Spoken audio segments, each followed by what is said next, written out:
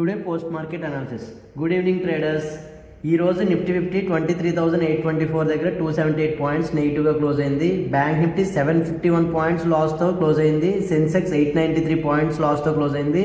ఫిన్ Nifty 26,329 దగ్గర 256 points loss అయి close అయింది. మనకి ఈరోజు మార్కెట్లో ఏం జరిగింది అంటే అక్రాస్ బార్డర్ మార్కెట్స్ అన్నీ కూడా మనం చూసుకున్నట్లయితే ప్రాఫిట్ బుకింగ్ అనేది జరిగింది.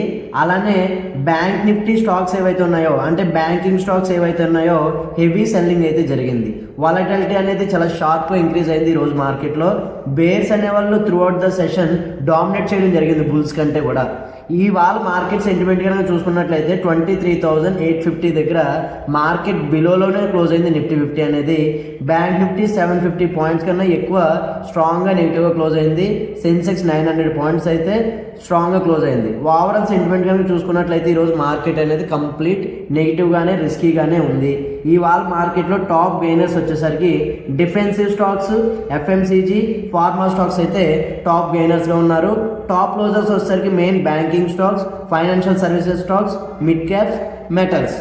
మనం రేపు మెయిన్ ఏం ఫోకస్ చేయాలి, ఏం వాచ్ చేయాలి, ఇవాళ మార్కెట్ అనేది గ్లోబల్ మార్కెట్ క్యూస్ ఎలా ఉన్నాయి, అదేవిధంగా ఎఫ్ఐఎస్ అండ్ డిఐఎస్ యాక్టివిటీ ఎలా ఉంది, బ్యాంకింగ్ రికవరీ, బ్యాంక్ నిఫ్టీ ఏదైతే రికవరీ జోన్ ఉందో దాన్ని మనం గమనించాలి.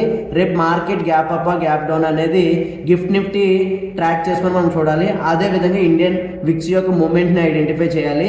మెయిన్లీ మనం రేపు చూడాల్సినటువంటి మార్కెట్లో నిఫ్టీ 50 యొక్క సపోర్ట్ జోన్ 23,750 నుంచి 23,800 అనేది స్ట్రాంగ్ సపోర్ట్ ఏరియా అయితే కనిపిస్తుంది.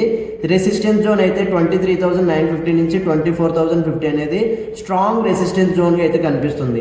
సో దీన్ని బేస్ చేసుకొని మనం ట్రేడింగ్ ప్లాన్ ఎలా చేయాలి అంటే ఫాలో అనేది ట్రెండ్ అనేది మనం ఫాలో అవ్వాలి. అదేవిధంగా కన్ఫర్మేషన్ కోసం వెయిట్ చేసిన తర్వాతే ట్రేడ్ ఎగ్జిక్యూషన్ ప్లాన్ చేయాలి.